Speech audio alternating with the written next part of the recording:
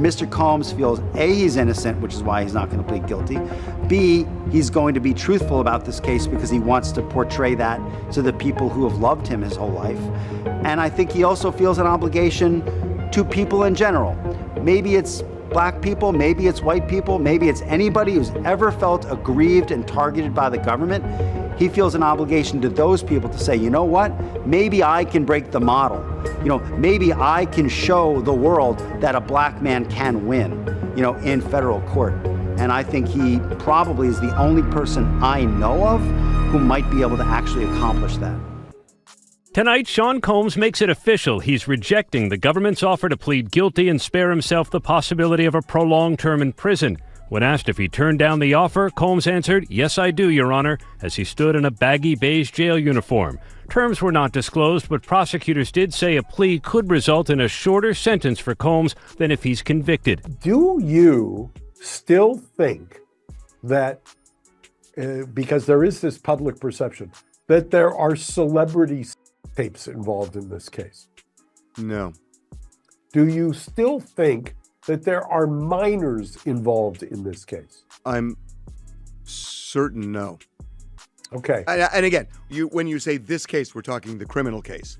The criminal case. In the correct. criminal, I know that. In the criminal case. The, in the criminal case, right. No. Would you be open to a plea bargain? Well, it's not up to me. It's up to Mr. Combs, and I don't see it happening. Why? Because he believes he's innocent. He believes he's innocent. And what's more, he believes that he needs to stand up, not just for himself, for his family, and for everybody who's been targeted by the federal government. He knows the deck is stacked against him. They've got a ton of evidence. Take the plea deal, dude. Just take it. Well, my guess is that, because we don't know the deal of the plea deal. At least I don't think we do. True. Okay.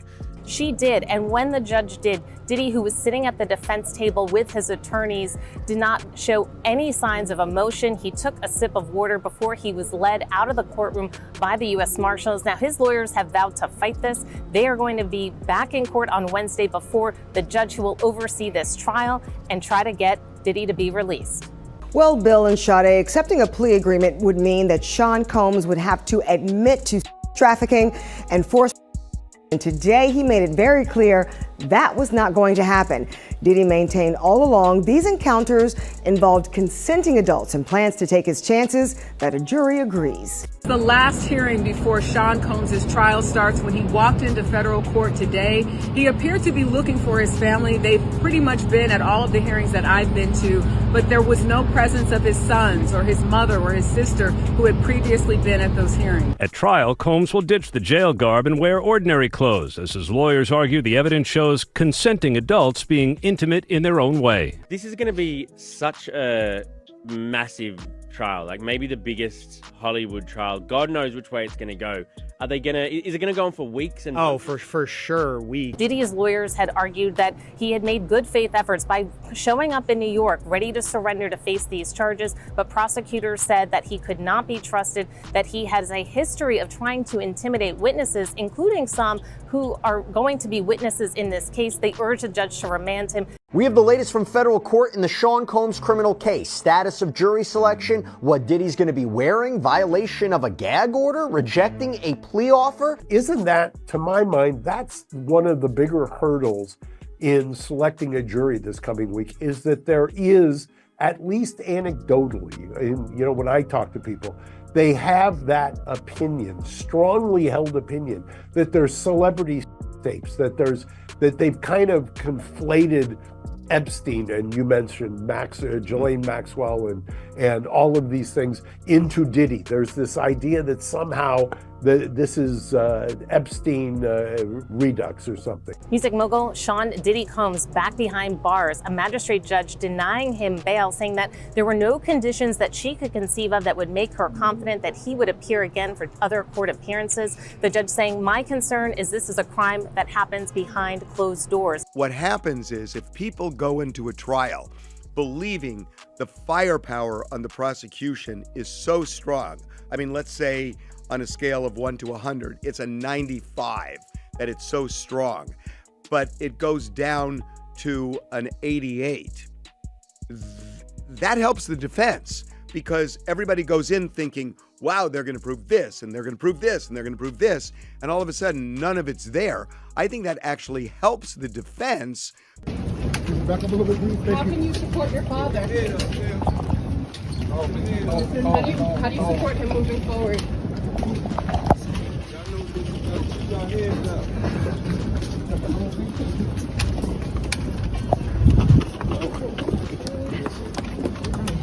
Now, as far as jury selection goes, I think the biggest takeaway for me is that both sides expect to have all of this done in the matter of 3 days. Now, given just how high profile this trial is, I was kind of stunned that they seem very confident that they will be able to seat a jury in that amount of time. The decision guarantees Combs will face trial beginning just 4 days from now that will test whether one of music's most prolific figures used his power, wealth, and fame to exploit both women and men for decades. Justin Bieber testifying against Sean Diddy Combs sounds like the kind of click-crazy headline that only late-night comedians could dream up. Yet here we are, hurtling into a real-world courtroom cliffhanger where Pop's reformed wonder kid may hold the key to hip-hop's self-styled kingpin's fate. Picture the scene: bright camera flashes, breathless reporters, and an avalanche of social media snark as a limousine door swings open and the Biebs strolls toward the federal courthouse, flanked by lawyers who look like they were carved out of granite and billable hours. A hush ripples through the crowd because everyone remembers the teenager who crooned "baby, baby, baby" into global superstardom. Only this time there is no backing track, just a solemn oath waiting on the other side of a heavy wooden door. Rewind a decade and a half to Diddy's legendary all-white parties in the Hamptons, where champagne flowed like a frothy fountain of youth and guest lists read like Grammy night on growth hormones. What made you come here to support Puff? I'm supporting Puff because he's innocent. And I'm wholeheartedly believing his innocence, and I knew he's innocent. So you say you know he's innocent? 1,000%. Fast forward to the present, and that same mogul is shackled by shackles of a different sort, denied bail in a beige jumpsuit, taking calculated sips of sanitized courtroom water while marshals guard each exit. According to court insiders, the judge could not imagine a single condition, ankle monitor, sky-high bond, or even a marshmallow mattress in a glass box that would guarantee the bad boy boss would show up for the next hearing. For a man who built an empire on appearances, being told he cannot be trusted to appear has to sting like salt in a chart topper's paper cut. Prosecutors dangled a plea deal like low-hanging fruit at a forbidden fruit buffet. Admit to trafficking, swallow a shorter sentence. Spare your family the cross-examination circus. Diddy's answer was an emphatic, "Yes, I do," as in yes, he does reject their offer. Running a criminal enterprise. They say that he forced his employees to both work long hours and participate in a sex trafficking scheme that took place over 2 decades, that he coerced women into sex, that he held these parties known as freak-offs and brought in prostitutes to participate in those parties.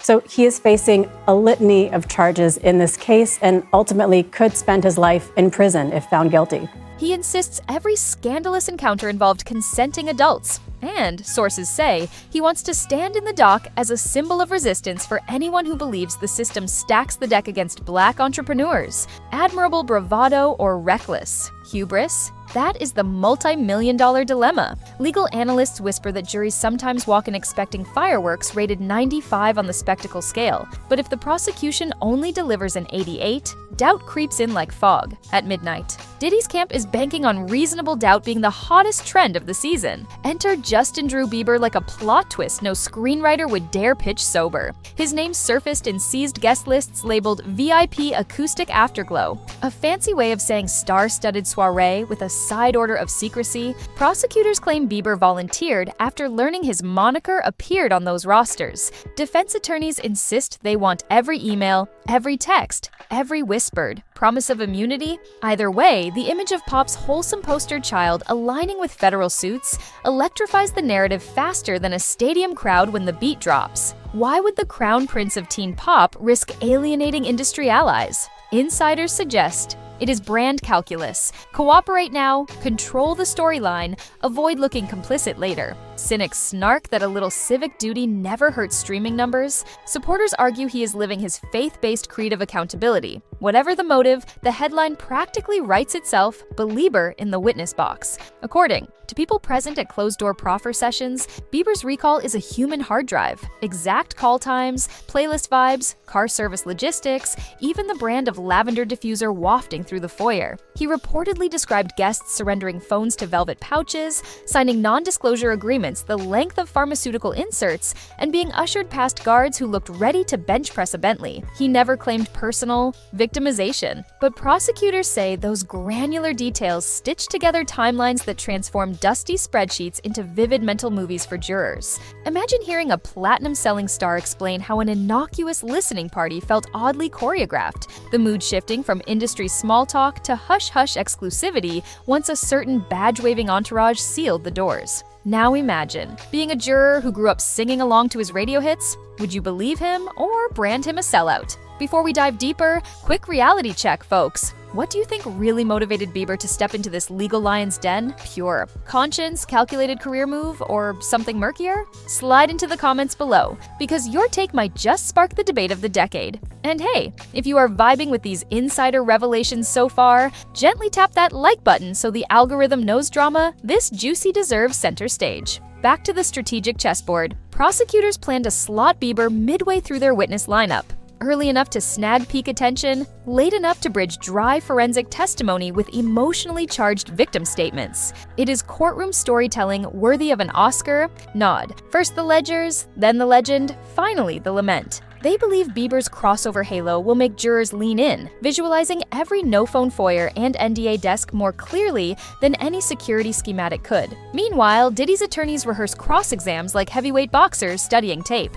Their mission? Prove that velvet rope privacy is industry standard, not sinister subterfuge. Expect them to cite tech billionaire banquets, royal charity, galas, even Fashion Week fittings where cameras are forbidden, and contracts thicker than cold-pressed juice menus are standard fare. They will remind jurors that Bieber only popped into a handful of these gatherings, hardly a comprehensive sampling. If device bans and confidentiality forms equal criminal conspiracy, they may argue, then half of Hollywood's after-hours calendar belongs in handcuffs. Yet, the ripple effects of Bieber's looming testimony already crash through boardrooms and fandom feeds. Sponsorship teams at soda giants draft contingency tweets in case Nombre Justice for Justin goes viral. Streaming curators debate quietly sliding Diddy's classics down the playlist to avoid backlash while queuing up Bieber's back catalog for nostalgic comfort listening. Fashion brands featuring Diddy's silhouette on fragrance ads crop his face tighter, leaning into abstract neon rather than bottle-popping bravado. Fan armies feud across timelines. Some praise Bieber's courage, others brand him Judas in skinny jeans. One minute you are humming love songs, the next you are calculating morale metrics. Welcome to 21st century stardom, where courtroom choreography rivals stage design. Inside the courthouse, security drills resemble festival build-outs, color-coded badges for press tiers, geo-fenced ride-share drop zones, overflow rooms prepped with high-definition screens so that every gasp and gavel crack resonates beyond the oak-paneled walls. Mental health clinicians remain on standby because disappointed fans turned away at capacity can morph from mellow to meltdown in the span of a single social media ping. For listeners who think this sounds extreme, remember the day Bieber's puppy got its own trending hashtag. Multiply that mania by a felony factor and stir briskly. Trial day dawns. Diddy trades jail garb for tailored threads, but cuffs still clink beneath the bravado. Jury selection wraps in what prosecutors optimistically predict will be 3 days. Swift for a case this colossal, suspiciously swift according to defense bloggers. But the real showstopper looms as Bieber glides past marble pillars, right hand poised to swear that his memory will tell the truth, the whole truth, and nothing but. For a split second, the air feels charged, as though the courtroom fluorescence might flicker under the weight of collective anticipation. Cameras outside transmit frozen frames that will feed 24-hour news cycles. The pop icon's eyes lifted to the seal. Diddy's jaw set like concrete, lawyers clutching highlighters like daggers. If Bieber's testimony reinforces the prosecution's tapestry of secrecy and control, the bad boy brand could crumble faster than a stale cookie under a sledgehammer. If cross-examination punctures holes wide enough to drive a tour bus through, prosecutors risk looking like overzealous stage managers desperate for a star cameo. Either outcome rewrites the legacy of 2 musical empires and hands gossip column editors enough material to wallpaper the internet for years. So, here's the million-stream question. Will Justin Bieber's courtroom cameo smash the charts of public opinion? opinion, or will Diddy's defense remix the narrative into yet another anthem of perseverance? Let us know where your loyalty lies. Team Bieber Truth Bomb or Team Diddy Defiant? Down in the comments. Hit subscribe so you do not miss the next jaw-dropping twist, because the only certainty in this saga is that the encore has not even begun.